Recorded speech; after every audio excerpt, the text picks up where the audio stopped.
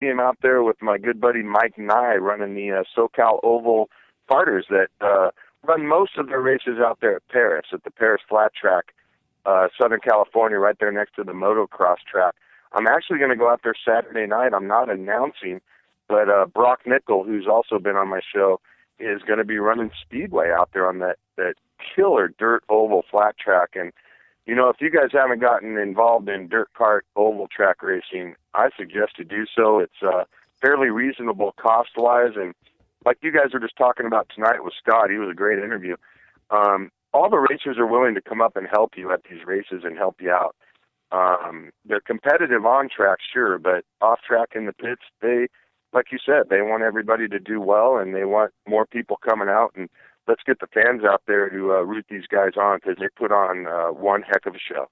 Yeah, they certainly do. Well, shoot, that's crazy. Well, you know, the great Jason Gibb is coming out of retirement, and he made the announcement back early in January that he's going to be running the BK7 that's up here at the end of the month, and that's going to be one hell of an indoor dirt race. He's going to be running for Buller. He's got a Bama 250 and a brand new, I think it's a Legend chassis. So, hey, I got to give a shout out to my man, Paul Vaccaro Sr. Man, what a guy. Thanks for tuning in, Paul. Wow, how cool.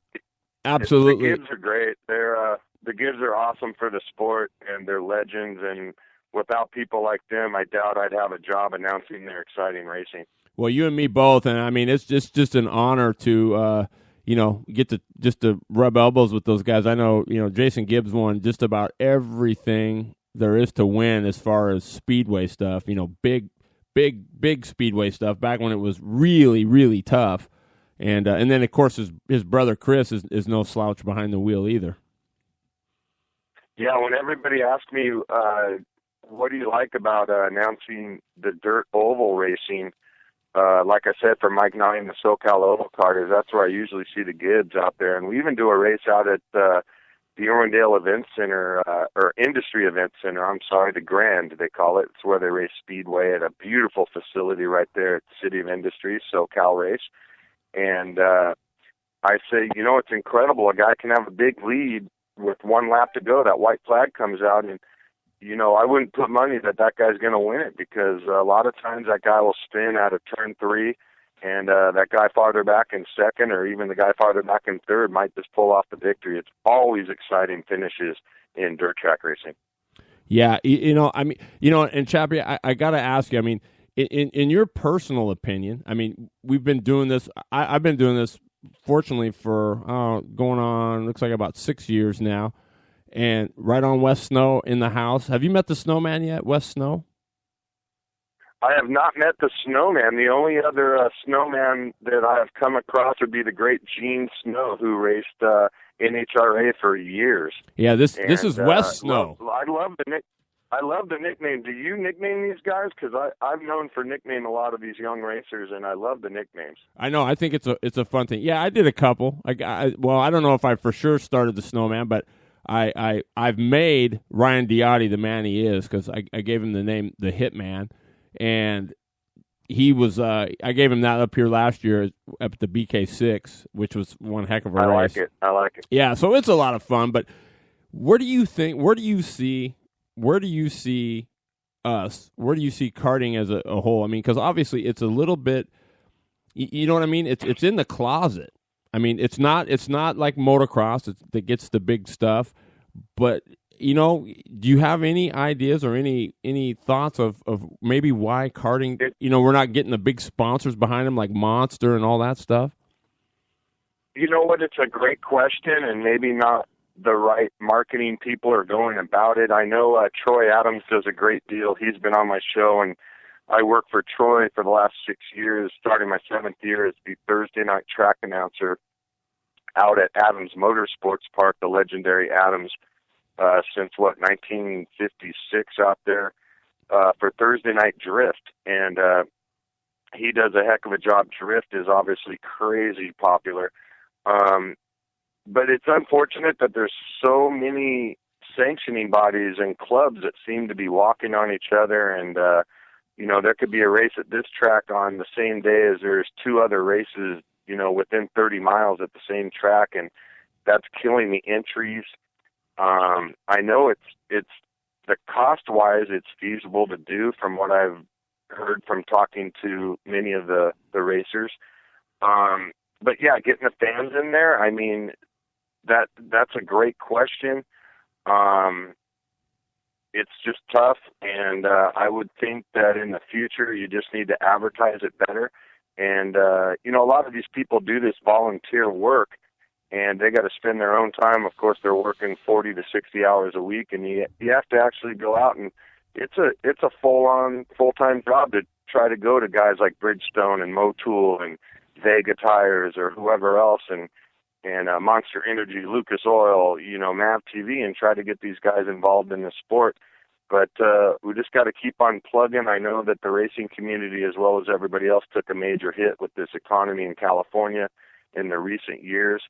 And it sure is great when you go out there and announce one of these big races like LAKC, the Los Angeles Karting Championship, gets a great turnout, and there's a lot of fans out there.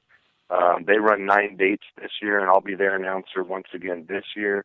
I'm honored to say. And, you know, we just got to keep on plugging and maybe working on the marketing and just get it out there, get the word out. With social media now and everything, there's no excuse for somebody saying, well, I didn't even know you had a race. Absolutely. For those of you just tuning in, we're talking to the great Tim Chappy Chapman from chaoticradio.com and Chaotic Motorsports. He's a big-time announcer down in the L.A. area, and he was kind enough to call in and hang out with me on the show.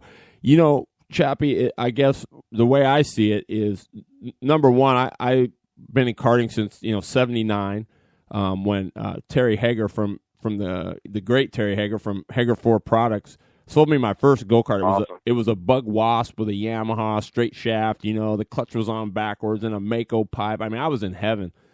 But you know, the way I see it now is I come back and I, you know, I've done the wrench, and I was blessed enough to kind of learn the trade through a legend in the karting, Phil Fow, who's been here. He's been in the sport over 50 some years. But you know, it's these guys work just as hard as the Cup guys. They're splitting hairs. They're reading data. I mean, even if you go to these speedway races, you know, they're diving into these microns. They're checking tire temps. They're working, you know, caster cambers. They're doing everything the big guys are doing. And I guess I'm just floored why nobody has taken a look at this and said, you know, we're missing something here. Yeah, it's incredible that somebody like Monster or Lucas, my good buddy Forrest Lucas and Charlotte, and I've watched Morgan Lucas grow up through the ranks. I used to hang out there at Jason Rupert's funny car pits at Pomona. And that is kind of baffling that nobody's put up some money to run a big, huge race and get all the good guys from Northern California, Southern California, even the East Coast, Midwest, and you know, the Pacific Northwest, which you cover up there on the Northwest Race Report, and get them all down at one venue. And it's not just karting. It happened when I used to water ski. There'd be several different clubs having an event at one weekend, and you know, I'd be up in Barstow. There'd be another guy in my class up in Bakersfield, and somebody else out at Canyon Lake. And it's like, why aren't all three of us competing against each other at one event? And you know, I don't know whether that's all the clubs trying to squeeze in their dates, but I know for the most part they do a good job down here in SoCal trying to communicate with each other. And you know, you got SoCal Sprinters, LAKC, Tri-C, and SoCal Oval Carters, and there's only 4 or 5 weekends in a month, so it gets tough. But I'm with you on that one. We need to definitely make some improvements there and start bringing more awareness to this great sport, because it is very exciting racing. I mean, you get a DJ out there and some good announcing and some great racing, and you know, a good snack bar, some good people doing it, some tri-tip or some carne asada burritos. That's a great weekend, you know, and it's family orientated. You can bring your family out there. It's all ages. Yeah, absolutely. And that's the great, that's up here. You know, you won't, and you'll see when you get up here and we get to do a couple races together up here, that, and I'm sure it is down there. It's the people here. I have never met a greater bunch of people. They've done so much for me just as a person, you know, at the racetrack. Just the generosity and the care. Hey Terry, you got to eat something. Come on, you're going to eat. I'll be up. No, you're going to eat. They're like moms. And it's just awesome how you get treated, and it's just an honor. Being able to work with all of them and be able to call these races. So I'm with you. Those of you just tuning in, we're talking to. Go ahead, Tim. Oh, no problem. It definitely is. I was agreeing with what you were saying. When DW was retiring and hanging up the microphone for the final time, David Williams, he says, Chappy, just remember, you're going to watch a lot of these little kids move up through the ranks from, your Kid Kart, Mini Max, whatever, all the way up through juniors. And then, it seems to be the big thing is once they get older, they start making money and doing their thing, staying in the sport, tuning and wrenching on carts.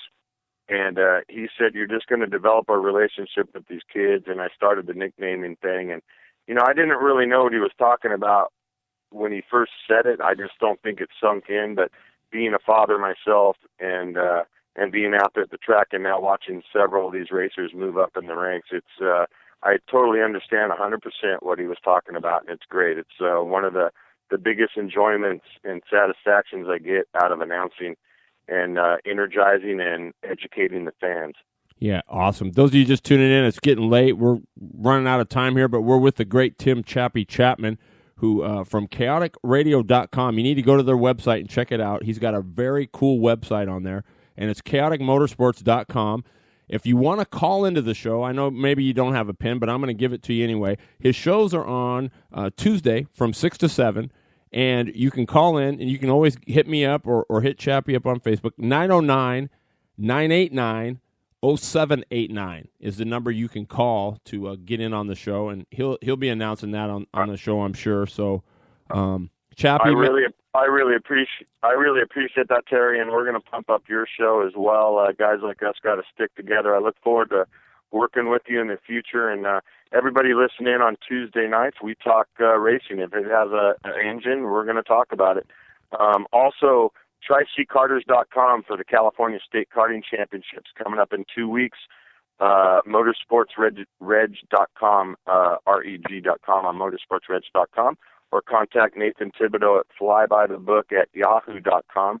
And that's a Tri-C Karters for the California State Karting Championships if you guys want to make your way down to beautiful SoCal and do some racing out there at the great Penske, the house that Penske built out there in Fontana at the Auto Club Speedway. And we'll be out there at Cal Speed running on that track out there at Fontana for the Cal State Championship. So I really appreciate you having me on, Terry. Oh, Chappy, it's my honor, man. It's my pleasure, and we'll talk. We'll talk later on in the week because I got a couple things we need to go over anyway. But the great Tim Chappy Chapman with us. Chappy, thanks so much for calling in, man. And you guys be sure you listen to his show, chaoticradio.com, chaoticmotorsports.com.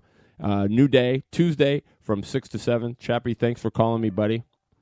And that's right. Make sure you listen. Make sure you listen every Wednesday night. You get your fill in the middle of the week. Tuesday night, you got my show, and Wednesday night, you listen to that Northwest Race Report, people, or else you're just a flat-out loser. Make sure you listen to Terry Bridges. Right on, Chappy, man. Thanks for calling, bro. Have a good night and keep up the good work, buddy. Thanks, Chappy. You too, man. Thank you very much. All right, that's the great Tim Chappy Chapman. What a great guy. He called me on the phone. We did some just talked about some stuff. He said, man, call my show. I'll have you on, returning the favor. Jason Gibb, good question. I might have to talk to him about that later on in the week, see if he can make it up for that. That'd be kind of cool. But I want to give another shout-out to Scott Warning, the Assistant Ohio Administrator for the Unlimited All-Stars. There's a post on the chat line there for his phone number there, 513-404-1735.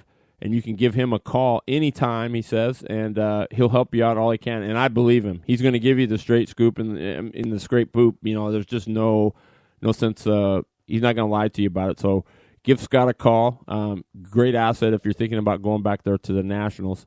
And I just want to give a shout-out really quick before we get out of here to Bryson James, who was 6th down there at the IMCA West Coast Nationals. And the Superman Weinbarger finished 7th. So two Northwest boys